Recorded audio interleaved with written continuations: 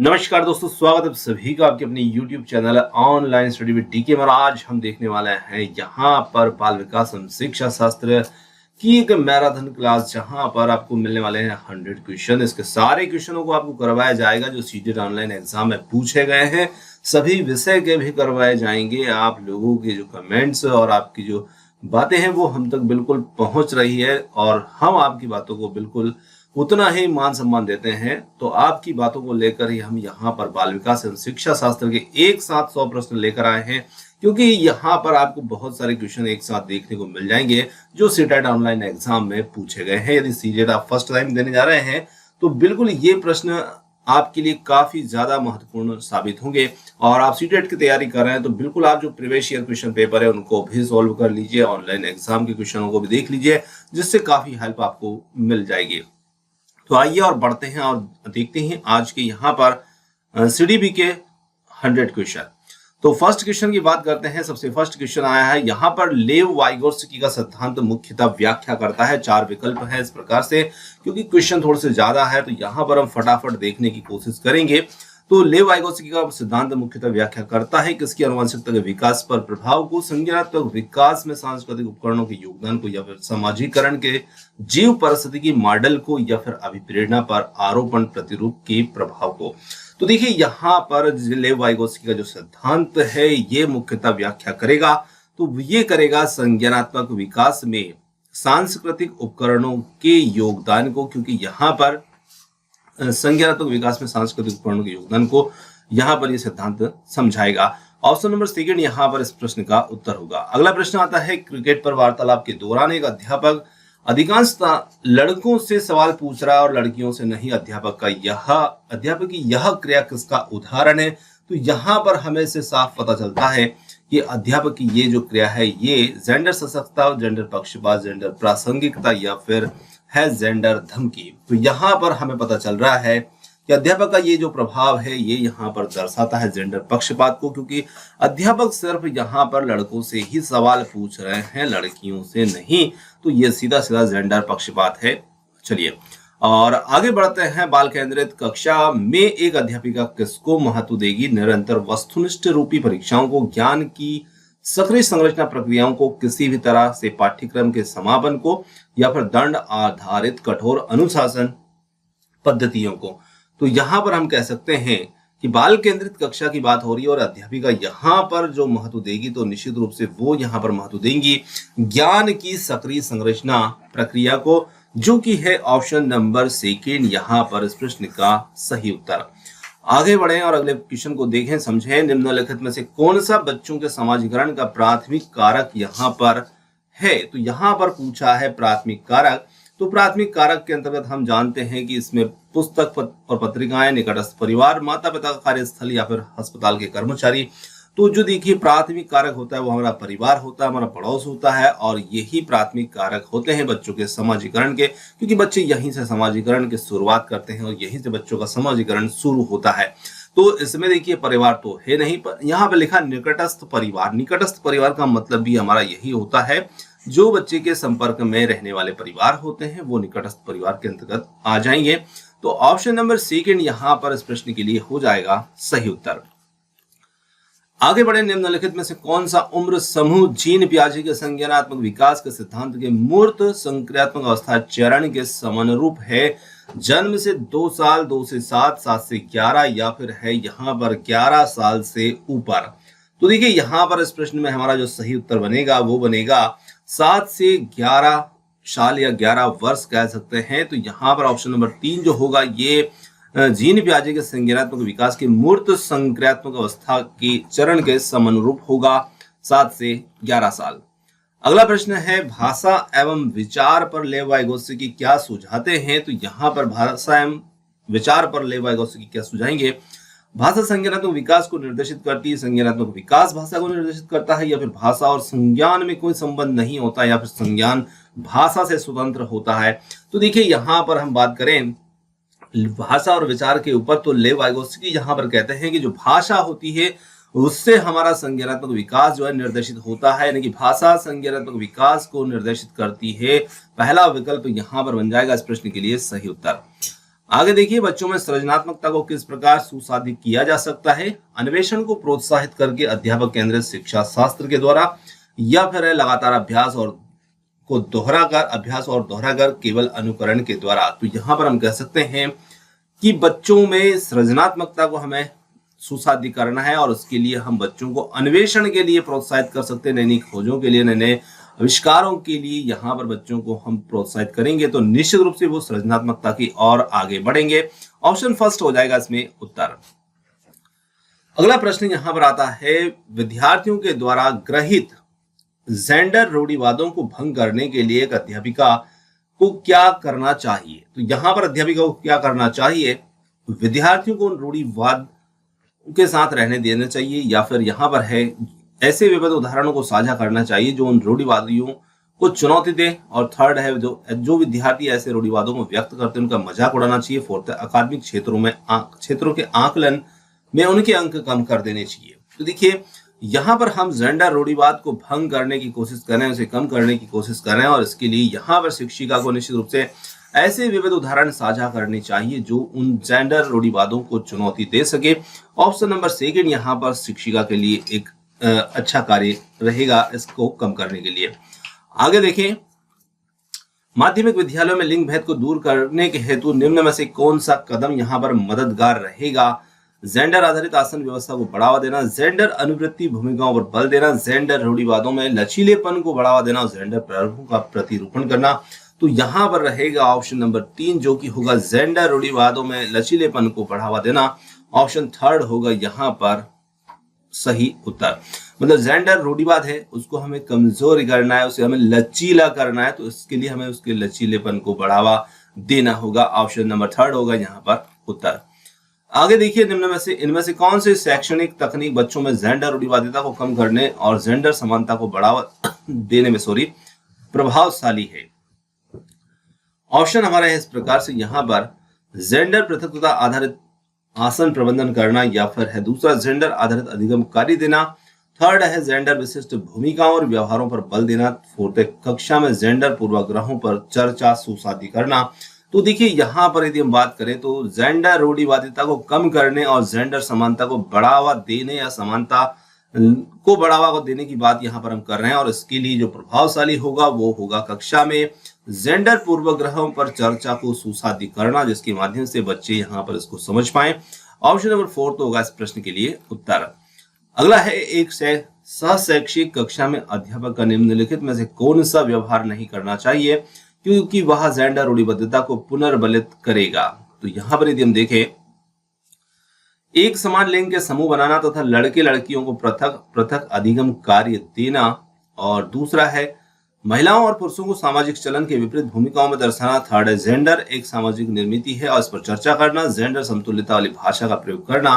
तो देखिए, यहाँ पर यदि हम बात करें तो इसमें हमें शिक्षक को ऐसा व्यवहार नहीं करना है जिससे कि जेंडर रूढ़िबद्धता जो है वो ज्यादा प्रबल हो, उसे पुनर्बलन मिले। तो यहाँ पर इस प्रश्न के लिए हमारा जो सही उत्तर होगा वो होगा इसमें ऑप्शन नंबर फर्स्ट। ये कार्य शिक्षक को देखिए एक समान लिंग के समूह बनाएगा और लड़के लड़कियों को अलग अलग प्रकार के अधिगम कार्य देगा। तो यहाँ पर पक्षपात लिंग भेद दोनों में प्रदर्शित हो रहा है, जो कि शिक्षक को यहाँ पर नहीं करना, जिससे जेंडर रूढ़िबद्धता को पुनर्बलन मिले। और आगे बढ़िए, अगला प्रश्न आता है यहाँ पर, एक माध्यमिक कक्षा में जेंडर अलगाव आधारित बैठने की व्यवस्था तथा सख्त जेंडर आधारित अधिगम क्रियाकलाप। देखिए, यहां पर प्रश्न हमसे कह रहा है कि माध्यमिक कक्षा है और उसमें जेंडर अलगाव आधारित बैठने की व्यवस्था तथा सख्त जेंडर आधारित अधिगम क्रियाकलाप हो रहे हैं। तो निश्चित रूप से यहाँ पर ऐसे क्रियाकलाप जेंडर की समानता को बढ़ावा देंगे, जेंडर की समता को सुसाधित करेंगे, जेंडर रूढ़िवादिता को बढ़ाएंगे, या फिर जेंडर रूढ़िवादिता में लचीलेपन को प्रोत्साहित करेंगे।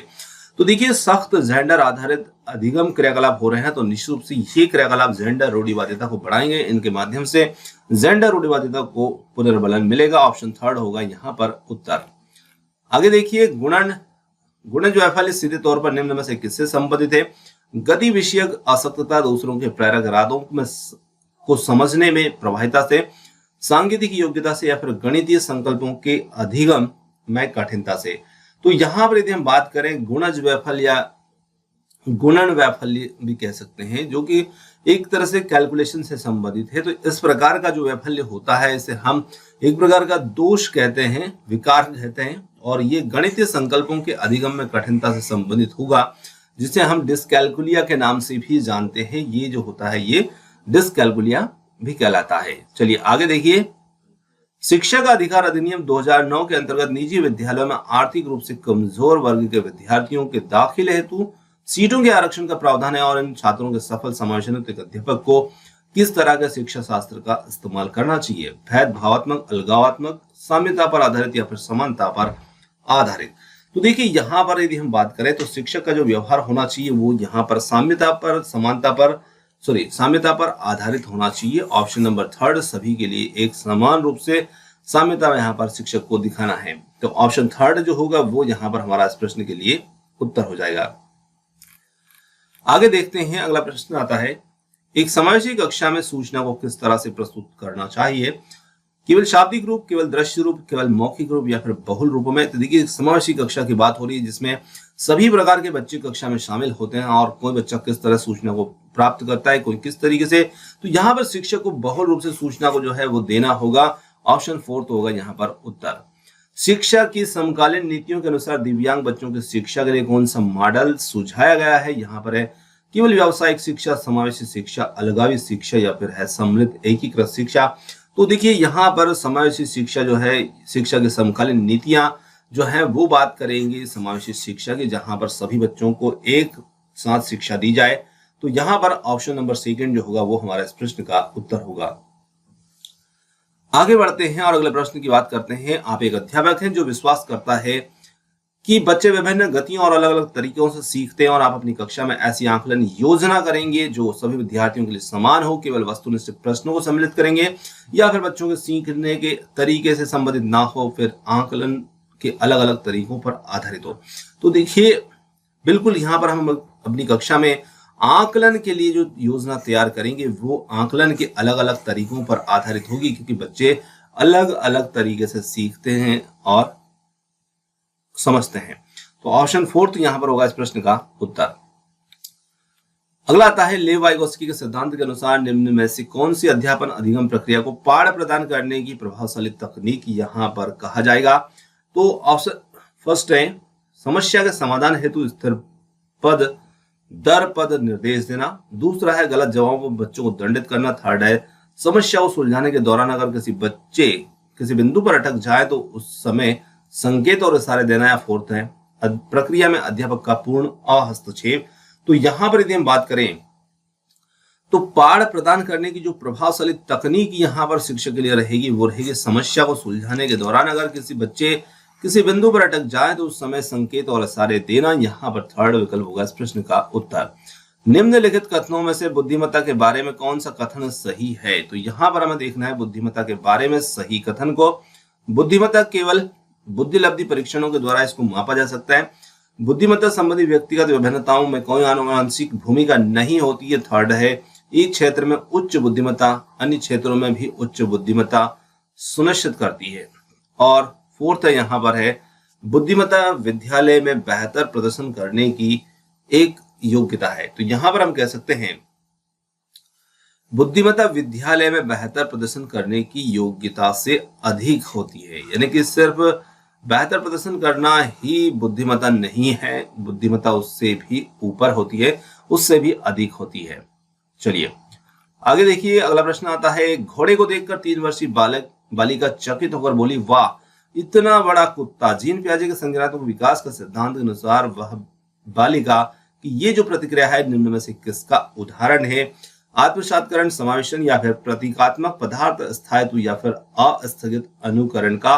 तो यहां पर हम कह सकते हैं कि ये ऑप्शन नंबर फर्स्ट जो होगा आत्मसात्करण या समावेशन का यहां पर उदाहरण रहेगा, फर्स्ट विकल्प। विद्यार्थियों के अधिगम को सुसाधित करने के लिए एक शिक्षिका को निम्नलिखित में से किस पर ध्यान देना चाहिए? परीक्षाओं के प्रति भय पैदा करना, रटकर याद करने पर बल देना, निष्क्रिय सुनने को बढ़ावा देना। फोर्थ है बच्चों के पूर्व ज्ञान से संबंध जोड़ना।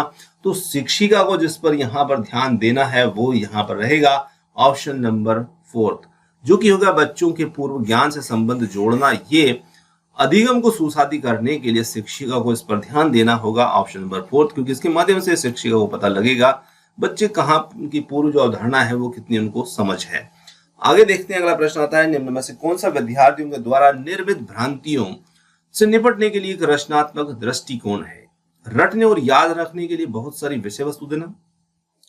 दूसरा है ऐसी परिस्थितियां बनाना जहां पर गलत धारणाएं व्यक्त करना प्रतिबंधित हो। और थर्ड है भ्रांतियों के प्रत्युत्तर हेतु प्रयोग और अवलोकन के अवसर देना। और फोर्थ है विद्यार्थियों की पूर्व मान्यताओं और वैकल्पिक अवधारणाओं को अनदेखा करना। तो यहाँ पर ऑप्शन नंबर 3 जो होगा, भ्रांतियों के प्रत्युत्तर हेतु प्रयोग और अवलोकन के अवसर देना, ये भ्रांतियों से निपटने के लिए एक रचनात्मक दृष्टिकोण यहाँ पर रहेगा, ऑप्शन 3। निम्नलिखित में से क्या विद्यार्थियों के बीच किसी कार्य की संरचनात्मक समझ को सुसादी करने में सहायक होगा? प्रतियोगिता, चर्चा और संवाद, वेदन, अभ्यास। और फोर्थ है यहाँ पर है दंड। तो इस प्रश्न में हमारा सही उत्तर जो रहेगा वो किसी भी कार्य की संरचनात्मक समझ को सुसादी करने के लिए होगा, वो होगा चर्चा और संवाद, ऑप्शन नंबर 2। प्रभावी अधिगम हेतु एक शिक्षिका को विद्यार्थियों में रक्तस्थान को सक्रिय करना चाहिए। क्षमता को स्थायी मानने की धारणा, क्षमता के वृद्धिशील होने की धारणा, थर्ड है प्रतिस्पर्धा की भावना और फोर्थ है हीनता की भावना। तो यहाँ पर उत्तर हमारा बनेगा वो होगा क्षमता के वृद्धिशील होने की धारणा, इसे यहाँ पर सक्रिय करने की आवश्यकता होगी, सेकेंड विकल्प। अगला आता है, निम्नलिखित में से कौन सा बाह्य अभिप्रेरणा का उदाहरण नहीं है? यहाँ पर बाह्य अभिप्रेरणा का जो उदाहरण नहीं होगा उसे हमें देखना। देखिए, दंड से बचने के लिए गृह कार्य करना, ज्ञान प्राप्त करने के लिए वाद विवाद में शामिल होना, प्रतियोगिता जीतने के लिए शतरंज खेलना, साथियों को प्रभावित करने के लिए नृत्य में भाग लेना। तो यहाँ पर एक अभिप्रेरणा जो है वो बाह्य नहीं है, आंतरिक है, और वो यहाँ पर होगी ऑप्शन नंबर 2, क्योंकि ज्ञान प्राप्त करना ये आपकी स्वयं की आंतरिक इच्छा है और इसी के लिए आप वाद विवाद में शामिल होना चाहते हैं। बाकी यहाँ पर अन्य तीनों विकल्प जो है वो बाह्य अभिप्रेरणा के उदाहरण के रूप में शामिल है। अगला प्रश्न आता है, रक्तस्थान के इस्तेमाल से विद्यार्थियों में की उपलब्धि में रक्तस्थान होने की संभावना है। यहाँ पर आपको 2 रक्तस्थान दिए गए हैं और इन दोनों में 2 शब्दों का चयन करना है जो 4 विकल्प के रूप में यहाँ पर दे रखे हैं। तो यहाँ पर प्रासंगिक पाठ्यक्रम और कमी, या फिर शिक्षार्थी केंद्रित शिक्षा शास्त्र और कमी, और थर्ड है सामाजिक सहयोग वृद्धि, और फोर्थ है सामाजिक बहिष्कार सुधार। तो यहाँ पर आप क्या करेंगे, थर्ड विकल्प को लीजिए और सामाजिक सहयोग यहाँ पर रखिएगा। सामाजिक सहयोग के इस्तेमाल से विद्यार्थी की उपलब्धि में वृद्धि होने की संभावना होती है। तो इस प्रकार से आपका प्रश्न यहाँ पर परफेक्ट हो जाएगा तीसरे विकल्प के साथ में। आगे बढ़ते हैं, विकासात्मक परिवर्तन सभी संस्कृतियों के बच्चों में सार्वभौमिक गति से होते हैं। सेकेंड है मध्य बाल्यकाल तक बहुत तेज गति से होते हैं, फिर रुक जाते हैं। थर्ड है हमेशा एक रैखिक गति से होते हैं और एक आयामी होते हैं। और फोर्थ है वंशानुगत कारक और पर्यावरणीय प्रभावों की परस्पर क्रिया है। तो यहाँ पर हम कह सकते हैं कि बिल्कुल विकासात्मक जो परिवर्तन होते हैं वो वंशानुगत कारक और पर्यावरणीय प्रभावों की परस्पर क्रिया के माध्यम से ही होते हैं। तो फोर्थ विकल्प यहाँ पर होगा उत्तर। अगला देखिए, रक्तस्थान स्थूल गत्यात्मक चालन कौशल उदाहरण है, जबकि रक्तस्थान में सूक्ष्म गत्यात्मक कौशल की आवश्यकता होती है। तो देखिए यहाँ पर 2 रक्तस्थान है और 2 शब्द दिए हैं विकल्प में। फिर से भागना, चित्र बनाना, निचोड़ना, चलने, पकड़ना, चढ़ने, या फिर आड़ी तिरछे रेखाएं बनाना, ताली बजाना। तो देखिए आपको यहाँ पर 2 शब्दों का मतलब पता होना चाहिए, स्थूल गत्यात्मक चालन कौशल और सूक्ष्म गत्यात्मक कौशल। स्थूल गत्यात्मक चालन कौशल का मतलब होता है ऐसा कौशल जिसमें आपकी जो शरीर के बड़ी मांसपेशियां, बड़े अंगों की मांसपेशियां जब कार्य करती हैं तो वो आपका स्थूल यानी कि बड़े रूप से गतिशील चालन कौशल कहलाता है। और सूक्ष्म का मतलब है जब आपकी सूक्ष्म मांसपेशियां, छोटी मांसपेशियां काम में आती है और वो गति करती हैं, तो वहां पर आपका सूक्ष्म गत्यात्मक कौशल होता है। अब यदि हम इसके उत्तर को समझ लेते हैं और उत्तर के साथ में यदि प्रश्न को समझे तो काफी बेहतर होगा। देखिए भागना, जब आप भागते हैं तो आपकी जो स्थूल मांसपेशियां होती है, बड़ी मांसपेशियां होती है, वो गति के रूप में रहती है, वो गतिशील रहती है। तो ये स्थूल गत्यात्मक चालन कौशल होगा।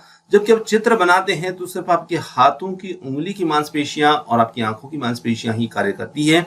तो यहाँ पर सूक्ष्म बनाना एक सूक्ष्म गत्यात्मक कौशल रहेगा।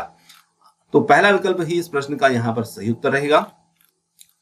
आगे देखिए, इनमें से कौन सी बच्ची मध्य बाल्यावस्था में होगी? एक बच्ची जिसने अभी सामाजिक संदर्भों में नकल करना या सीखना शुरू किया, एक बच्ची जो अमूर्त विचारों को आसानी से पालन कर सकती है। थर्ड है एक बच्ची जो सकारात्मक खेलों में शामिल नहीं हो सकती है। फोर्थ एक बच्ची जो तार्किक रूप से तर्क कर सकती है और संरक्षण कर पाती है। तो यहाँ पर हमारा जो उत्तर बनेगा वो रहेगा इसमें ऑप्शन नंबर फोर्थ, जो कि होगा एक बच्ची जो तार्किक रूप से तर्क कर सकती है, संरक्षण कर पाती है। ये मध्य बाल्य अवस्था के अंतर्गत यहाँ पर रहेगी। चलिए आगे बढ़ते हैं और अगले प्रश्न को समझते हैं। अगला प्रश्न आता है, पाठ्य पुस्तक में स्त्रियों का केवल नारीवाद विशेषताएं जैसे पालन पोषण व देखभाल करने वाले संवेदनशील के रूप में चित्रण करना किसका उदाहरण है। मतलब नारी को यहाँ पर सिर्फ नारीवाद के रूप में कुछ पालन पोषण देखभाल करने वाली महिला के रूप में ही सिर्फ चित्रित किया जाता है और किसी रूप में नहीं। तो यहाँ पर स्त्रियों की जन्मजात क्षमताओं के चित्रण है या फिर जेंडर पक्षपात का, जेंडर समानता, जेंडर समता का। तो जेंडर पक्षपात हो रहा है क्योंकि महिला को सिर्फ एक निम्न स्तरीय काम के रूप में यहाँ पर दिखाया जा रहा है, उच्च स्तरीय काम के रूप में नहीं दिखाया जा रहा है, और पुरुषों को उच्च स्तरीय काम के साथ दिखाया जा रहा है। तो निश्चित रूप से ये कहीं ना कहीं जेंडर पक्षपात ही रहेगा। आगे देखिए, बच्चों में जेंडर रूढ़िवाद के खंडन है, तो निम्नलिखित में से किसका प्रयोग टालना चाहिए। तो हम किसका प्रयोग यहाँ पर टाल सकते हैं। अन्य जेंडर के बच्चों के साथ संयुक्त प्रयास करना या गैर रूढ़िवादी गतिविधियों से जुड़े वयस्कों से अनावरण। थर्ड है लड़कियां कला में अच्छी होती है, लड़के गणित में उत्कृष्ट होते हैं, जैसे वर्गीय युक्तियों का प्रयोग करना। फोर्थ है विविध जेंडरों के बारे में जन्मजात क्षमताओं और क्षमताओं की सामाजिक अभिज्ञता पर समालोचनात्मक चर्चा करना। तो देखिए यहाँ पर हम कह सकते हैं जेंडर रूढ़िवाद का हम खंडन करना चाहते हैं और उसके लिए किसका प्रयोग नहीं करना है। तो नहीं करने के लिए हमें यहाँ पर ऐसा नहीं बोलना होगा कि लड़कियां कला में अच्छी होती है, लड़के गणित में उत्कृष्ट होते हैं, जैसे युक्ति का यदि हम प्रयोग करेंगे उक्ति का, तो यहाँ पर ये जेंडर के रूढ़िवाद का खंडन नहीं कर पाएगा। तो इसका प्रयोग करने से हमें टलना है। चलिए आगे देखिए, अगला प्रश्न आता है, लड़कियों को भाषाओं और कलाओं को अपनाने के लिए प्रोत्साहित करना, गणित और विज्ञान अपनाने के लिए उन्हें हतोत्साहित करना। ये एक उदाहरण है, ये भी जेंडर से संबंधित प्रश्न है और यहाँ पर भी सीधा सीधा हमें लड़कियों को कलाओं यानी कि आर्ट विषय को अपनाने के लिए प्रोत्साहित कर रहे हैं और लड़कों को गणित विज्ञान के लिए। तो कहीं ना कहीं ये भी जेंडर भेदभाव को दर्शाता है। थर्ड विकल्प इसमें बन जाएगा उत्तर। आगे देखिए, जेंडर तटस्थ भाषा का प्रयोग व जेंडर की एक सामाजिक संरचना के बजाय आनुवंशिकता के द्वारा निर्धारित होने पर चर्चा करने से क्या होगा। जेंडर भेदभाव को बढ़ावा मिलेगा या फिर जेंडर पक्षपात सुदृढ़ होंगे, जेंडर अनुपालन का प्रोत्साहन होगा, जेंडर रूढ़िवादिता को चुनौती मिलेगी। तो यहाँ पर हम कह सकते हैं कि इसमें जेंडर रूढ़िवादिता को चुनौती मिलेगी जब हम निश्चित रूप से इस पर चर्चा करेंगे, तटस्थ भाषा का प्रयोग करेंगे। ऑप्शन फोर्थ होगा इसमें उत्तर। जेंडर स्कीमा सिद्धांत निम्न में से किसकी व्याख्या करता है। तो यहाँ पर बच्चे जेंडर भूमिकाएं कैसे सीखते हैं, विकास के मनोलैंगिक चरण, बड़े समाज में विषमता, परतंत्रता और बच्चों का विपरीत जेंडर अभिभावक के प्रति आकर्षण। तो यहाँ पर जेंडर स्कीमा सिद्धांत जो है वो बच्चे जेंडर भूमिकाएं कैसे सीखते हैं, फर्स्ट विकल्प हो जाएगा इस प्रश्न में उत्तर।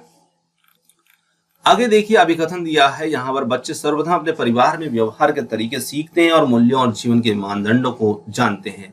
दूसरा है, परिवार बच्चों के समाजीकरण का एक द्वितीय अभिकारक है। यहाँ पर इसके लिए विकल्प दिए हैं, ए आर दोनों सही है, आर व्याख्या करता है। एक ही ए आर दोनों सही है लेकिन आर व्याख्या नहीं करता। एक ही और ए आर दोनों, ए सही लेकिन आर गलत है।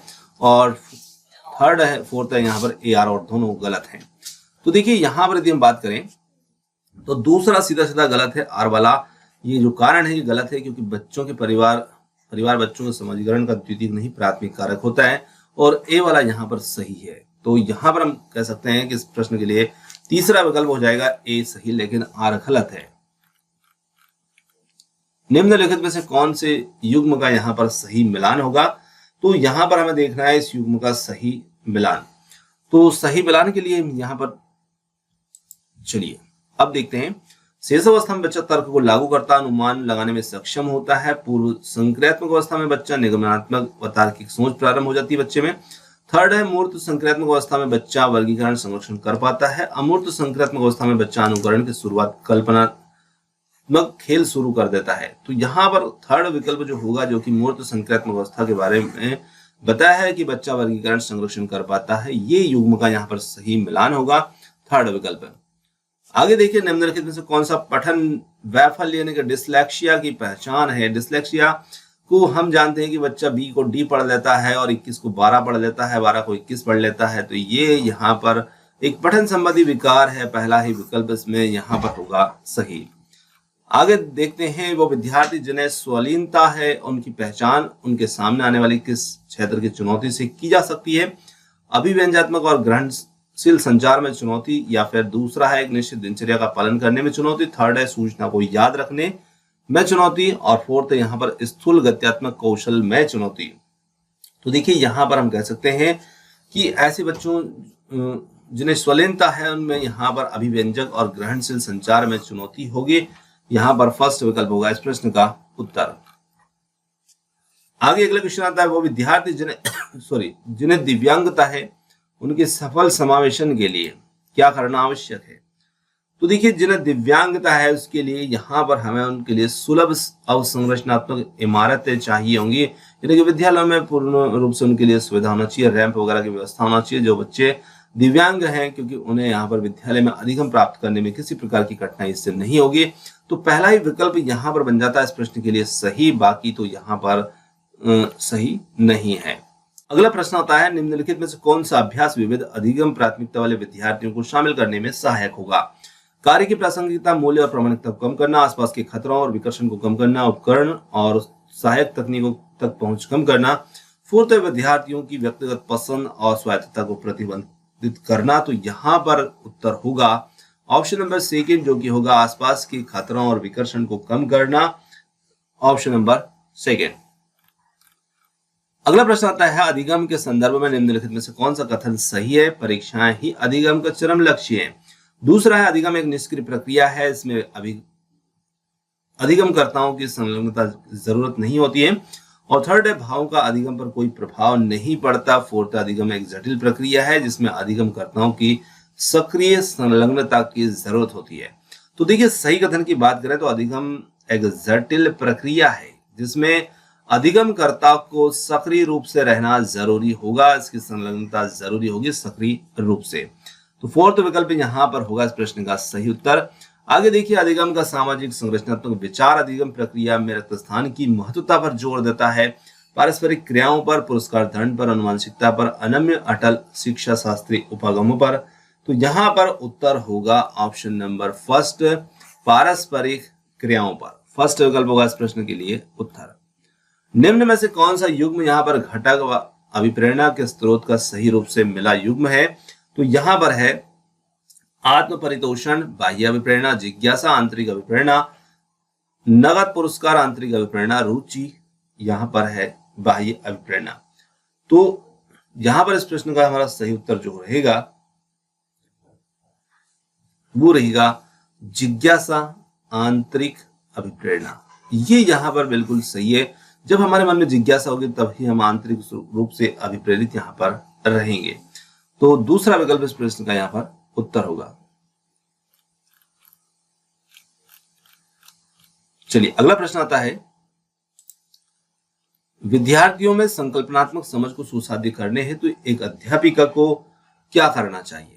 तो यहां पर देखिए, एक अध्यापिका को संकल्पनात्मक समझ को सुसाध्य करना है और इसके लिए शिक्षिका को जो प्रस्तुत किया गया है और जो पहले से ज्ञात है, मतलब पूर्व ज्ञान बच्चे का है ना, और जो शिक्षिका यहाँ पर दे रही है, उन दोनों में क्या संबंध है, संबंध स्थापित करने के बच्चों को यहाँ पर अवसर शिक्षिका को देना चाहिए, तभी यहाँ पर संकल्पनात्मक समझ सुसाध्य हो पाएगी। ऑप्शन नंबर थर्ड होगा इसमें उत्तर। अगला प्रश्न आता है, निम्नलिखित में से कौन से कारक अधिगम को प्रभावित करते हैं? अभिप्रेरणा, सामाजिक संदर्भ, संवेग, शिक्षा शास्त्री उपागम, और इसके लिए विकल्प दे रखे हैं यहाँ पर नीचे। तो देखिए, अधिगम को प्रभावित करने वाले कारक की बात करें तो सीधे मैं उत्तर को टिक कर देता हूं, ये भी होगा, ये भी होगा, और ये भी, और ये भी। तो यहाँ पर चारों ही कारक प्रभावित करेंगे और चौथा है विकल्प इस प्रश्न के लिए उत्तर बन जाएगा 1, 2, 3, 4। आगे बढ़ते हैं, बाल विकास के सिद्धांतों के संदर्भ में निम्न में से कौन सा कथन सही है? विकास शरीर के केंद्रीय भाग से बाहरी भाग की तरफ होता है, विकास आनुवंशिकता और पर्यावरण से प्रभावित नहीं होता, ऐसे क्षेत्र में विकास का अन्य क्षेत्रों के विकास पर कोई प्रभाव नहीं पड़ता, और फोर्थ है विकास पूर्णतः संख्यात्मक है और इसे सटीक रूप से ही मापा जा सकता है। तो यहाँ पर हम कह सकते हैं सही कथन की यदि बात करें तो विकास शरीर के केंद्रीय भाग से बाहरी भाग की तरफ होता है। ऑप्शन नंबर फर्स्ट होगा यहाँ पर सही। आगे देखिए, बच्चों में भाषा विकास किससे प्रभावित होता है? तो बच्चों में भाषा विकास किससे प्रभावित होता है? केवल आनुवंशिकता से, या फिर केवल पर्यावरण से, आनुवंशिकता और पर्यावरण से, या फिर ना आनुवंशिकता से ना पर्यावरण से? तो हम यहाँ पर कह सकते हैं कि बच्चों का जो भाषा विकास होगा वो निश्चित रूप से आनुवंशिकता के साथ साथ पर्यावरण दोनों से ही प्रभावित होगा। देखिए, बच्चों में कुछ तो आनुवंशिकता रहेगी और दूसरा कुछ उसे वातावरण मिलेगा, उसको पर्यावरण मिलेगा, तो निश्चित रूप से बच्चों की भाषा यहाँ पर प्रभावित होगी। केवल मूक श्रवण को प्राथमिकता देती है। दूसरा है अधिगम कर्ताओं की व्यक्तिगत भिन्नताओं को सम्मान करती है। थर्ड है अंक उन्मुख होता है। फोर्थ अधिगम के व्यवहारवादी सिद्धांतों पर निर्धारित होता है। तो देखिए, प्रगतिशील जो कक्षा होती है वो निश्चित रूप से अधिगम कर्ताओं की व्यक्तिगत भिन्नताओं का सम्मान करता है। ऑप्शन नंबर सेकंड होगा यहाँ पर उत्तर। अगला प्रश्न आता है, लॉरेंस कोलबर्ग के नैतिक विकास के सिद्धांत के अनुसार सजा टालने के लिए नियमों का पालन करना किस चरण को दर्शाता है? तो यहाँ पर ये चरण को दर्शाएगा प्रथा पूर्व चरण, अमूर्त संक्रियात्मक चरण, प्रथागत चरण या उत्तर प्रथागत चरण। तो फर्स्ट विकल्प होगा जो कि है प्रथा पूर्व चरण। ऑप्शन फर्स्ट यहाँ पर उत्तर होगा। अधिगम प्रक्रिया को सुसाध्य करने के लिए अध्यापिका को ऐसे तरीके इस्तेमाल करने चाहिए। तो देखिए, यहाँ पर जिसमें संकल्पों का प्रगतिकरण जटिलता से सरलता की ओर हो, जो अपसारी चिंतन को प्राथमिकता दे, जो विभिन्न संकल्पों के बीच संबंध खोजने को महत्व दे और जो विद्यार्थियों के बीच प्रतिद्वंद्विता रूपी संस्कृति को पैदा करे। तो अभी हमने देखा था कि जो विभिन्न संकल्पों के बीच संबंध खोजने के अवसर दे, उसको महत्व दे, तो वो यहाँ पर शिक्षिका को करना चाहिए। ऑप्शन नंबर थर्ड होगा इस प्रश्न के लिए उत्तर। अधिगम प्रक्रिया के बारे में निम्नलिखित में से कौन सा कथन गलत है? अधिगम एक निरंतर प्रक्रिया है। अधिगम प्रक्रिया में त्रुटियां और गलतियां अप्रासंगिक है। अधिगम व्यक्तिगत और पर्यावरणीय कारकों पर आधारित है। और फोर्थ है, अधिगम चक्रीय रूप से होता है, अनुरेखीय रूप से नहीं होता। तो यहां पर यदि हम देखें तो अधिगम प्रक्रिया में त्रुटियां और गलतियां अप्रासंगिक है, ये कथन गलत होगा, क्योंकि जब अधिगम होगा तो उसमें त्रुटियां गलतियां होंगी और वो प्रासंगिक होती है, वो हमारे सीखने का हिस्सा होती है। दूसरा विकल्प इस प्रश्न में होगा उत्तर। आगे देखिए, बच्चों को बारंबार यह बोलने से कि वह अधिगम के लिए योग्य नहीं है कि संभावनाओं को बढ़ावा देता है, बच्चे अधिगम के प्रति अनुप्रेरित या निष्प्रेरित हो जाएगा। दूसरा, अधिगम की गति में तेजी आ जाएगी, बच्चा अधिगम के प्रति अभिप्रेरित हो जाएगा, बच्चे के अधिगम पर कोई प्रभाव नहीं पड़ेगा। तो यहां पर हम कह सकते हैं कि जब बच्चे को हम बार बार ये बोलेंगे कि वह अधिगम के लिए योग्य नहीं है, तो निश्चित रूप से ये इस बातों को सुन करके बच्चा जो है अधिगम के प्रति अनुप्रेरित हो जाएगा या निष्प्रेरित हो जाएगा। फर्स्ट विकल्प होगा यहाँ पर उत्तर, मतलब हतोत्साहित हो जाएगा बच्चा यहाँ पर। आगे देखिए, समस्या समाधान कौशल को किस प्रकार से बढ़ाया जा सकता है? उपकरणों सामग्रियों का परंपरागत इस्तेमाल पर ध्यान देकर, समस्याओं को मानक रूप से प्रस्तुत करके या समाधानों के वैकल्पिक तरीकों को मानकर। इस प्रश्न का उत्तर। आगे देखते हैं, प्राथमिक कक्षाओं में संकल्प अध्यापन है तो विषय वस्तु को प्रस्तुत करने का कौन सा क्रम सर्वाधिक उपयुक्त है? तो यहाँ पर कौन सा क्रम उपयुक्त होगा? संकेत चित्र, मूर्त सामग्री, चित्र संकेत मूर्त सामग्री। चारों ही विकल्प में वो चीजें दे रखी है, पर वो आगे पीछे दे रखी है। तो देखिए, यहाँ पर यदि हम उस क्रम की बात करें, सर्वाधिक उपयुक्त क्रम की, तो वो होगा मूर्त सामग्री, चित्र संकेत। ये प्राथमिक कक्षा के संकल्प अध्यापन हेतु विषय वस्तु को प्रस्तुत करने का सबसे बेहतर क्रम होगा। मतलब पहले हम बच्चे को मूर्त सामग्री दिखाएंगे, फिर उसका चित्र दिखाएंगे, फिर उसके लिए हम संकेत देंगे। ये यहाँ पर क्रम रहेगा। आगे अगला प्रश्न आता है, बच्चों के अधिगम पर कक्षा के वातावरण का काफी प्रभाव पड़ता है। प्रवृत्ति अभिमुखी अधिगम संस्कृति को बढ़ावा देने के लिए कक्षा का वातावरण किस तरह का होना चाहिए? प्रदर्शन अभिमुखी, स्पर्धात्मक, व्यक्तिपरक, अध्यापक प्रधान, या फिर है सकारात्मक एवं सहयोगात्मक? तो यहाँ पर हम कह सकते हैं सकारात्मक एवं सहयोगात्मक कक्षा का वातावरण होना चाहिए, क्योंकि इससे बच्चों के अधिगम पर काफी प्रभाव पड़ता है। फोर्थ विकल्प के साथ में उत्तर बनेगा। आगे देखते हैं, अगला प्रश्न आता है, पियाजे के संज्ञानात्मक विकास के सिद्धांत के अनुसार स्वयं व पर्यावरण के बीच संतुलन की खोज की प्रक्रिया क्या कहलाएगी? तो यहाँ पर समीकरण, संगठन, समावेशन या फिर होगा समायोजन। तो उत्तर बनेगा इस प्रश्न के लिए यहाँ पर समीकरण, ऑप्शन नंबर फर्स्ट विकल्प यहाँ पर उत्तर। निम्नलिखित में से कौन सा कथन लेव वाइगोत्स्की के बच्चों के बारे में विचार को सही प्रकार से दर्शाता है? वाइगोत्स्की ने सुझाव दिया कि बच्चों में बहुत सी क्षमताएं होती है जिनमें वे कार्य शामिल हैं जिन्हें बच्चे सहायता के साथ में करते हैं। और दूसरा है, वाइगोत्स्की बच्चों को एक कोरा कागज के रूप में देखते हैं। ये इच्चो लिखा है, ये बच्चों था, ठीक है ना, थोड़ा सा मिसप्रिंट हुआ है। वाइगोत्स्की ने प्रस्तावित किया कि बच्चे वयस्कों की तुलना में मात्रात्मक रूप से कम सोचते हैं। वाइगोत्स्की ने बच्चों की क्षमताओं को बहुत कम आंका है। तो वाइगोत्स्की ने बच्चों की क्षमताओं को कम नहीं, ज्यादा ही आंका है। और उन्होंने सुझाव दिया कि बच्चों में बहुत क्षमताएं होती है वे कार्य में, जिनमें वे कार्य शामिल हैं जिन्हें बच्चे सहायता के साथ कर सकते हैं। फर्स्ट विकल्प होगा यहाँ पर उत्तर। आगे देखिए, एक शिक्षिका किस संरचना का इस्तेमाल करती है जब वह एक बच्ची की जिज्ञासा पहेली बनाने में मदद करती है?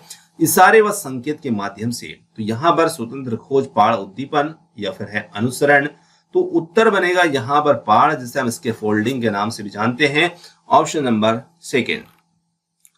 फिर एक अभिकथन है, अभिकथन को यहाँ पर आप देखिए क्योंकि ऐसे प्रश्नों को पढ़ने में थोड़ा सा समय ज्यादा लगता है।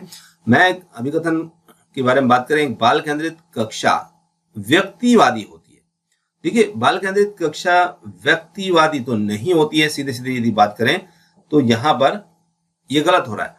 और एक कठोर संरचित पाठ्यक्रम का अनुसरण करती है, तो कठोर संरचित पाठ्यक्रम का अनुसरण नहीं करती, मतलब ये गलत हुआ। दूसरा है, बच्चा सबसे अच्छा तब सीखता जब शिक्षक तानाशाह और नियंत्रक होता है, ये भी गलत है। शिक्षक तानाशाह नहीं होना चाहिए, शिक्षक बच्चों के लिए मित्रवत होना चाहिए। तो यहाँ पर दोनों ही कथन सीधे सीधे गलत हो रहे हैं और इसके लिए विकल्प नंबर 4 बन जाएगा। ए और आर दोनों यहाँ पर गलत हैं। आगे देखिए, माध्यमिक स्तर की कई कक्षाओं में देखा गया कि लड़की कक्षा में उत्तर देने के लिए लड़कियों की तुलना में ज्यादा हाथ खड़ा करते हैं और कक्षा की चर्चाओं में हावी होते हैं। ऐसी परिस्थिति में एक शिक्षिका को क्या करना चाहिए? तो देखिए, यहाँ पर ऐसी जब परिस्थिति बन रही है जहां पर लड़के हावी हो रहे हैं, तो स्वीकार करना चाहिए कि लड़के लड़कियों की तुलना में ज्यादा बुद्धिमान होते हैं। तो सरासर ये तो गलत हुआ, क्योंकि ये वही जेंडर पक्षपात को दिखाएगा। स्वीकार करना चाहिए कि लड़कियों में माध्यमिक स्तर में पढ़ने की क्षमता नहीं होती है, या विश्लेषण करना चाहिए कि ऐसे जेंडर भिन्नताएं जन्मजात होती है और उन्हें संशोधित नहीं किया जा सकता, या फिर बच्चों के संदर्भ का व खुद के शिक्षा शास्त्र का विश्लेषण करना चाहिए। बिल्कुल, यहाँ पर शिक्षिका को बच्चों के संदर्भ का और खुद के शिक्षा शास्त्र का विश्लेषण करने की आवश्यकता है। ऑप्शन 4 होगा इस प्रश्न का उत्तर। निम्नलिखित में से कौन से रणनीति शिक्षक के द्वारा माध्यमिक कक्षाओं में जेंडर रूढ़िवादिता को संशोधित करने के लिए सही नहीं है?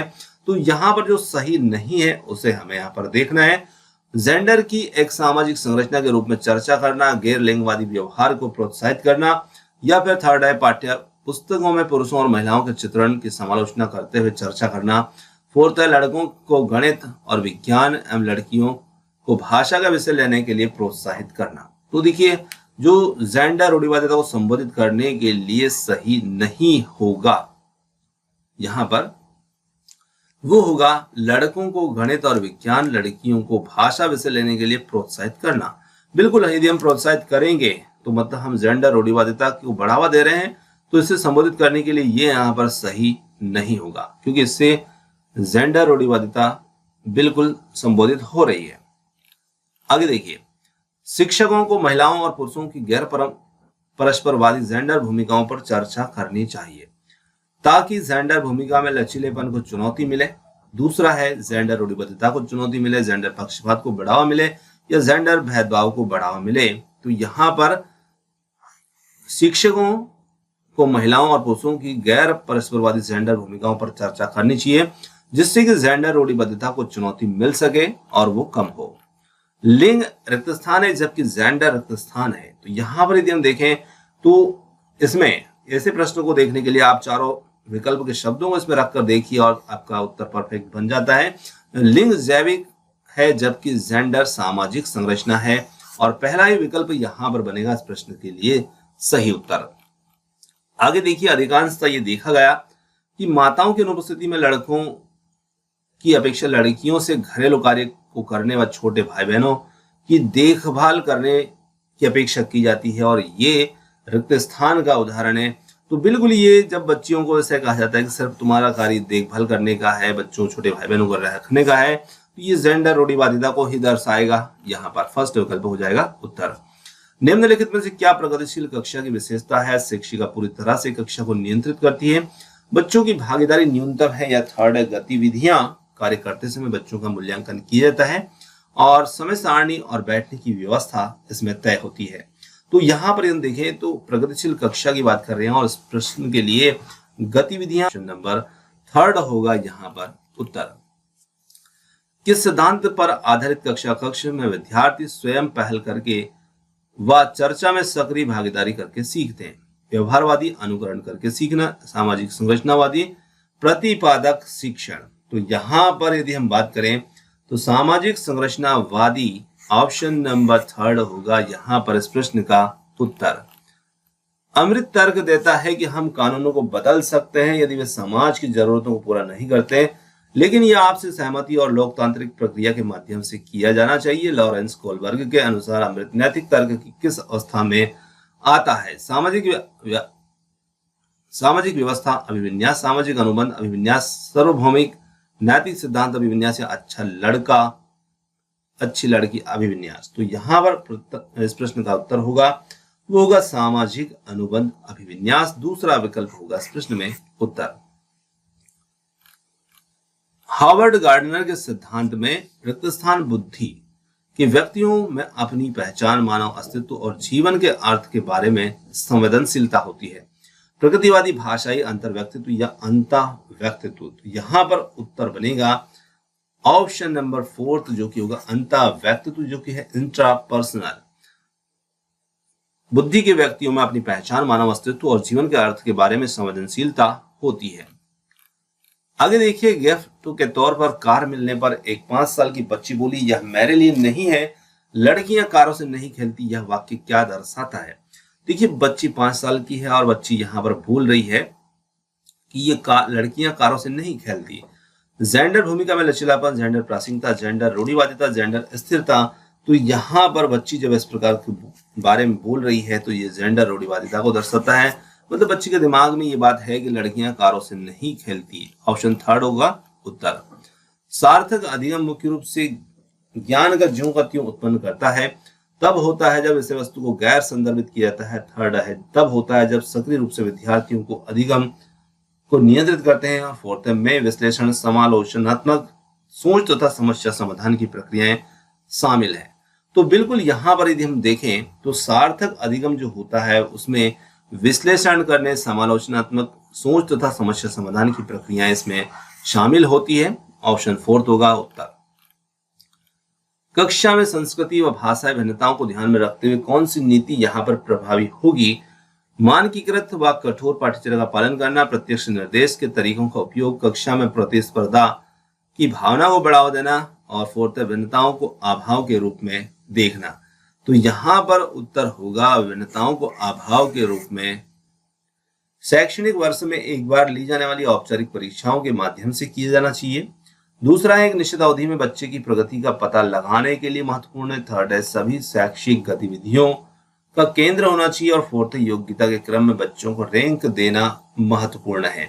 तो देखिए, राष्ट्रीय शिक्षा नीति 2020 की इसमें बात की जा रही है और यहाँ पर ये एक निश्चित अवधि में बच्चे की प्रगति का पता लगाने के लिए महत्वपूर्ण है। दूसरा विकल्प यहाँ पर होगा उत्तर। समावेशी शिक्षा के लिए क्या आवश्यक है? विद्यार्थियों में क्षमता, कठोर समूहन, व्यक्तिगत मतभेदों का ध्यान, सम्मान, विशेष विद्यार्थियों के लिए केवल व्यावसायिक शिक्षा, विद्यार्थी जिन्हें दिव्यांगता के बारे में रूढ़िवाद बनाना। तो देखिए, समावेशी शिक्षा की हम बात कर रहे हैं और समावेशी शिक्षा के लिए यहाँ पर जो आवश्यक होगा वो होगा व्यक्तिगत मतभेदों का ध्यान और सम्मान किया जाए। Option number second. आगे देखिए, राष्ट्रीय शिक्षा नीति 2020 में निम्नलिखित में से किसकी वकालत नहीं की गई? संरचनात्मक समझ पर जोर, योगात्मक मूल्यांकन, पाठ्यक्रम में वृद्धि, प्रौद्योगिकी के उपयोग में कमी। पहला दूसरा पहला चौथा। तो यहाँ पर यदि हम सीधे सीधे उत्तर को टिक करें, क्योंकि प्रश्न के लिए आप विकल्प को नीचे देख सकते हैं, यहाँ पर दे रखे हैं, तो जिसमें ऑप्शन नंबर सेकेंड, थर्ड और फोर्थ। अब देखिए सेकेंड, थर्ड और फोर्थ को हम टिक कर लेते हैं। और अब यहाँ पर आप प्रश्न को देख सकते हैं, किसकी वकालत नहीं की गई, तो वो यहाँ पर है जिसकी वकालत नहीं की गई है। पाठ्यक्रम में वृद्धि, प्रौद्योगिकी के उपयोग में कमी, तो कमी नहीं, इन पर प्रौद्योगिकी का उपयोग ज्यादा करना है, इस पर जोर दिया गया है इसमें। आगे देखिए, निम्नलिखित में से कौन सा युग्म प्रतिक्रिया और लक्ष्य अभिविन्यास का सही मिलाप है।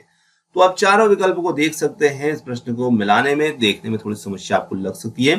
तो यहाँ पर पहला ही विकल्प जो है वो उसका उत्तर होगा। किसी विशेष क्षेत्र, विशेष रुचि के क्षेत्र में क्षमता सुधार के लिए कार्यपत्र करना महारत हासिल करने की दिशा में उन्मुख लक्ष्य होगा। पहला ही विकल्प इस प्रश्न का यहाँ पर उत्तर होगा। आगे बढ़ते हैं और अगले प्रश्न को देखते हैं। एक शिक्षिका अपनी कक्षा में जेंडर रूढ़िवादिता में लचीलेपन को कैसे बढ़ावा देगी। लड़कियों की स्त्रीवादी व लड़कों की को पुरुषवादी विशेषताओं को प्रोत्साहित करके लड़कों व लड़कियों को अलग अलग अधिगम कार्य देकर, जिसके लिए वह आनुवंशिक रूप से तैयार है। जेंडर उपयुक्त अपेक्षाएं रखकर लड़कियों भाषा में अच्छा करेंगी व लड़के भाषा में। फोर्थ है व्यक्तियों को गैर रूढ़िवादी भूमिकाओं में प्रस्तुत करके। तो देखिए, जब व्यक्तियों को गैर रूढ़िवादी भूमिकाओं में प्रस्तुत किया जाएगा तो निश्चित रूप से ये यहाँ पर जेंडर रूढ़िवादिता में लचीलेपन को प्रदर्शित यहाँ पर होगा। ऑप्शन नंबर 4 तो यहाँ पर इस प्रश्न का उत्तर होगा। आगे देखते हैं, अगला प्रश्न आता है, जेंडर के संदर्भ में एक शिक्षिका को कक्षा में बच्चों किसके लिए प्रेरित करना चाहिए। जेंडर बद्धता, जेंडर स्थिरता या सामाजिक तौर पर स्वीकृत जेंडर भूमिका अपनाने के लिए, जेंडर रूढ़िवादिता में लचीलेपन के लिए। तो ऑप्शन 4 होगा, जेंडर रूढ़िवादिता में लचीलेपन के लिए यहाँ पर बच्चों को प्रेरित करना चाहिए। ऑप्शन 4 होगा उत्तर। आगे देखते हैं, अगला प्रश्न आता है। अगला प्रश्न है, शिशु का अधिकांश व्यवहार आधारित होता है। तो शिशु का अधिकांश व्यवहार जो होता है वो किस पर आधारित होता है। यहाँ पर है मूल प्रवृत्ति, नैतिकता या वास्तविकता पर या फिर ध्यान पर। तो देखिए, शिशु का अधिकांश व्यवहार जो होता है उसकी मूल प्रवृत्ति पर आधारित होता है। ऑप्शन नंबर 1 होगा इस प्रश्न के लिए उत्तर। आगे देखते हैं, अंतर्दृष्टि के द्वारा सूझ के द्वारा सीखने के सिद्धांत में कॉलर ने प्रयोग किया था। कुत्ते पर, वन मनुष्य पर, बिल्ली पर या फिर था चूहे पर। तो यहाँ पर यदि हम देखें तो ये जो प्रयोग किया था ये चिंपैंजी पर किया गया था, जिसे हम वन मानुष भी कहते हैं। और ये अंतर्दृष्टि का सिद्धांत देने वाले जो थे वो थे कोहलर। तो ऑप्शन नंबर बी यहाँ पर हो जाएगा उत्तर।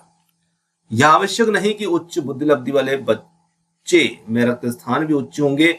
सृजनशीलता, अध्ययन, विश्लेषण या अच्छे अंक प्राप्त करना। तो देखिए, ये जरूरी नहीं कि उच्च बुद्धिलब्धि वाले बच्चे में रिक्त स्थान यानी कि सृजनशीलता भी यहाँ पर उच्च रहेगी। ऑप्शन नंबर 1 होगा इस प्रश्न के लिए उत्तर।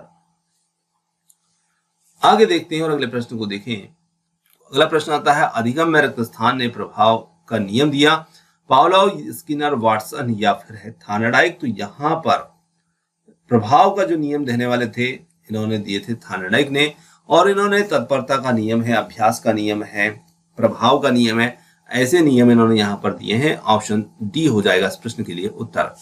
निम्न में से कौन सा शिक्षण कुशलता से संबंधित है। श्याम पट पर लिखना, प्रश्नों को हल करना, प्रश्न पूछना या उपरोक्त सभी। तो यहाँ पर शिक्षण कुशलता की यदि हम बात करें और शिक्षण कुशलता के लिए इन सभी का होना जरूरी है। ऑप्शन नंबर डी, जिसमें श्याम पट पर लिखना, प्रश्न पूछना, प्रश्नों को हल करना, ये सभी इसमें शामिल रहेंगे। ऑप्शन डी होगा उत्तर। कक्षा में जो विद्यार्थी प्रश्न पूछते हैं उन्हें कक्षा के बाद शिक्षक से मिलने की सलाह दी जाए। कक्षा चर्चा में भाग लेने के लिए प्रोत्साहित किए जाना चाहिए। लगातार प्रश्न पूछने के लिए प्रोत्साहित करना, स्वतंत्र रूप से उत्तर ढूंढने के लिए प्रोत्साहित करना। तो ऐसे बच्चों को प्रश्न पूछने के लिए प्रोत्साहित करना चाहिए, क्योंकि कहीं ना कहीं उनके मन में जिज्ञासा है और वो बच्चे की रुचि को प्रदर्शित यहाँ पर कर रहा है। शिक्षा के किंडरगार्टन पद्धति का प्रतिपादन करने वाले यहाँ पर कौन है। टीपी नन, स्पेंसर, फ्रोबेल या फिर मॉन्टेसरी। तो यहाँ पर हम कह सकते हैं कि शिक्षा की जो किंडरगार्टन पद्धति है इसे देने वाले यहाँ पर हैं फ्रोबेल। ऑप्शन नंबर सी होगा। और फ्रोबेल ने 1840 में जर्मनी में अपना पहला किंडरगार्टन खोला था और तभी से ये पद्धति शिक्षा की किंडरगार्टन पद्धति कहलाती है। ऑप्शन सी यहाँ पर उत्तर होगा। विद्यार्थियों को विद्यालय में खेलना क्यों उचित है।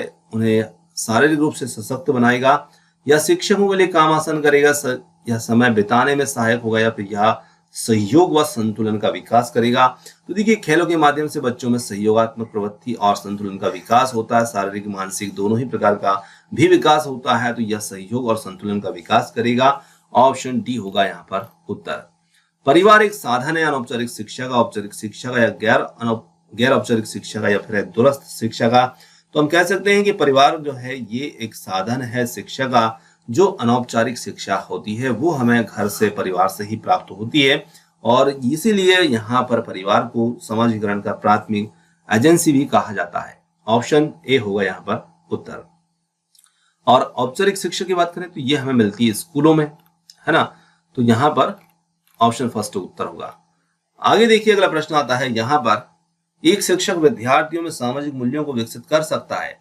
महान व्यक्तियों के बारे में बोलकर, अनुशासन की अनुभूति को विकसित करके, आदर्श रूप में बर्ताव करके, उन्हें अच्छी कहानियों को सुना करके। तो यहाँ पर हम कह सकते हैं कि बिल्कुल एक शिक्षक विद्यार्थियों में सामाजिक मूल्यों को विकसित कर सकता है। शिक्षक खुद एक आदर्श रूप में बर्ताव करेगा तो बच्चे भी उसका अनुकरण करेंगे और सामाजिक मूल्य बच्चों में विकसित होगा। ऑप्शन सी यहाँ पर उत्तर होगा।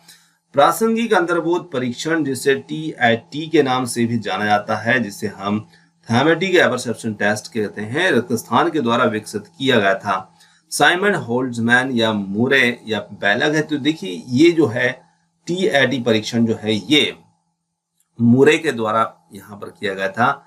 ऑप्शन सी यहाँ पर होगा उत्तर, है ना। यहाँ पर ऑप्शन सी जो रहेगा ये उत्तर होगा। चलिए, और ये टेस्ट को ध्यान रखना है, ये व्यक्तित्व मापन का एक परीक्षण है। आगे देखिए, SOR किसके द्वारा प्रस्तावित किया गया है। तो देखिए, SOR जो है ये इस प्रकार भी कभी कभी लिखा आ जाता है। SOR जो है ये किसके द्वारा प्रस्तावित किया गया है, वाटसन, वुडवर्थ, कोहलर या गेस्टाल्टवादी मनोवैज्ञानिक। तो यहाँ पर SOR जो है स्टिमुलस ऑर्गेनिज्म रिस्पॉन्स से है, और ये अमेरिकी वुडवर्थ के द्वारा, मनोवैज्ञानिक जो है वुडवर्थ के द्वारा यहाँ पर प्रस्तावित किया गया है। ऑप्शन बी होगा इसमें उत्तर। आगे देखते हैं, ध्यान को केंद्रित करने की आंतरिक दशा है, अवधि, नवनीत या रुचि आकार। तो यहां पर हम कह सकते हैं कि ध्यान को केंद्रित करने की जो आंतरिक दशा है वो रुचि होगा। ऑप्शन नंबर सी यहाँ पर उत्तर होगा। एक परिस्थिति में अर्जित ज्ञान का दूसरी परिस्थिति में उपयोग करना क्या कहलाता है। सीखने की विधि, सीखने में स्थानांतरण, सीखने में पठार या सीखने में रुचि। देखिए, एक परिस्थिति में जो ज्ञान अर्जित किया है उसका दूसरी परिस्थिति में उपयोग करना कहलाता है सीखने का स्थानांतरण। ऑप्शन नंबर बी होगा यहाँ पर उत्तर। अनुभव के द्वारा व्यवहार में परिवर्तन कहलाता है स्मृत, सीखना, प्रेरणा या फिर है चिंतन। तो यहाँ पर हम कह सकते हैं अनुभव के द्वारा व्यवहार में परिवर्तन करना कहलाता है सीखना, और इसी को हम अधिगम भी यहाँ पर कहते हैं। कभी कभी अधिगम, कभी इसे सीखना भी कहा जाता है। चलिए आगे बढ़े और अगले प्रश्न को देखें। सांख्यिकी में वह रेखा चित्र जिसमें आवृत्तियों को स्तंभों के द्वारा प्रदर्शित किया जाता है क्या कहलाएगा। तो ये यहाँ पर आवृत्ति बहुभुज, स्तंभाकृति आवृत्ति बहुभुज, संचयी आवृत्ति रेखा चित्र। तो यहां पर इस प्रश्न का हमारा सही उत्तर जो रहेगा वो इसमें कहलाएगा ऑप्शन नंबर ए, स्तंभाकृति। फर्स्ट विकल्प होगा इसमें उत्तर। अगला हमारा प्रश्न आता है, प्रेक्षणात्मक अधिगम संप्रत्य रक्तस्थान के द्वारा यहाँ पर दिया गया था। टॉलमैन, बैंडूरा, थॉर्नडाइक है और है कोहलर। तो यहाँ पर प्रेक्षणात्मक अधिगम संप्रत्य है जिसे हम संकल्पना भी कहते हैं, और ये दिया गया था यहाँ पर अल्बर्ट बैंडूरा के द्वारा। ऑप्शन नंबर बी यहाँ पर होगा उत्तर। मनोविज्ञान का शिक्षा के क्षेत्र में सबसे बड़ा योगदान कौन सा है। विषय केंद्रित शिक्षा, शिक्षक केंद्रित शिक्षा, क्रिया केंद्रित शिक्षा या फिर है बाल केंद्रित शिक्षा। तो देखिए, मनोविज्ञान का शिक्षा में क्षेत्र में सबसे बड़ा योगदान जो है वो बाल केंद्रित शिक्षा का ही है, और इसके बारे में हम कई सारे प्रश्न देख चुके हैं। मनोविज्ञान बाल केंद्रित है, बाल केंद्रित है, तो इसी से हमें ध्यान रखना है। आगे बढ़ते हैं, अगला प्रश्न आता है, निम्नलिखित में से कौन सा वृद्धि और विकास के सिद्धांतों से संबंधित नहीं है। निरंतरता का सिद्धांत, वर्गीकरण का सिद्धांत, समन्वय का सिद्धांत, व्यक्तित्व का सिद्धांत। यहाँ पर वर्गीकरण का सिद्धांत जो है वृद्धि और विकास के सिद्धांतों से संबंधित नहीं होगा। तो ऑप्शन नंबर सेकेंड यहाँ पर उत्तर होगा। चलिए आगे देखते हैं और अगले प्रश्न को देखें।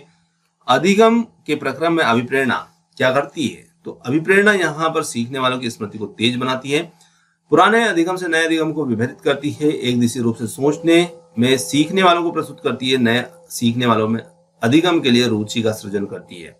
तो अभिप्रेरणा नए सीखने वालों में अधिगम के लिए रुचि का सृजन करेगी। ऑप्शन नंबर डी होगा यहाँ पर प्रश्न का उत्तर। कक्षा 5 के न्यून दृष्टि वाले बच्चों को निम्न स्तर के कार्य करने के लिए माफ करना उचित है। उसके दैनिक कार्य में उसके माता पिता तथा मित्रों को सहायता करनी चाहिए। सी है यहाँ पर कक्षा में सामान्य रूप से बर्ताव करना चाहिए। एम ऑडियो सीडी के जरिए सहायता देना चाहिए। कक्षा में विशेष बर्ताव करना चाहिए। देखिए कक्षा 5 का बच्चा है जो कि न्यून दृष्टि वाला बच्चा है, तो निश्चित रूप से यहाँ पर बच्चों के साथ में हमारी एक जो सहानुभूति होती है वो तो हमारे को रखना ही है, पर साथ साथ यहाँ पर हम कह सकते हैं कि उस बच्चे को कक्षा में सामान्य रूप से बर्ताव करना चाहिए, ऑडियो सीडी के जरिए भी सहायता देनी चाहिए। ऑप्शन सी यहाँ पर होगा इस प्रश्न का उत्तर। आगे बढ़ते हैं। श्यामपट्ट को शिक्षण सामग्री के किस समूह के अंतर्गत किया जा सकता है, मतलब किस समूह में रखा जा सकता है? तो दृश्य श्रव्य या फिर इनमें से कोई नहीं। तो सभी जानते हैं श्यामपट्ट जो है वो एक श्रव्य नहीं दृश्य सामग्री है। ये गलत लग गया था, यहाँ पर बी विकल्प होगा इस प्रश्न का उत्तर, क्योंकि जिसे हम देख कर उपयोग में लाते हैं वो हमारा दृश्य साधन है और जिसे सुनकर उपयोग में लाते हैं वो श्रव्य है। तो गलती से यहाँ पर पहला विकल्प हो गया था ठीक। आगे देखिए, बच्चों में संवेगात्मक समायोजन प्रभावी होता है। व्यक्तित्व निर्माण, कक्षा शिक्षण, अनुशासन या फिर उपरोक्त सभी में। तो यहाँ पर हम कह सकते हैं कि बच्चों में संवेगात्मक समायोजन प्रभावी होता है उपरोक्त सभी में, और डी विकल्प यहाँ पर होगा इस प्रश्न का सही उत्तर। तो दोस्तों यहाँ पर आज के जो हमारे बाल विकास शिक्षा शास्त्र संबंधित जो 100 महत्वपूर्ण प्रश्न थे ये समाप्त होते हैं। और क्वेश्चन आपको कैसे लगे कमेंट्स करके जरूर बताइएगा, और वीडियो पसंद आया तो वीडियो को लाइक शेयर, चैनल को सब्सक्राइब करना मत भूलिएगा। आपने जो समय दिया उसके लिए बहुत बहुत धन्यवाद। Thanks for watching. मिलते हैं जल्द ही एक और नए किसी वीडियो के साथ। धन्यवाद।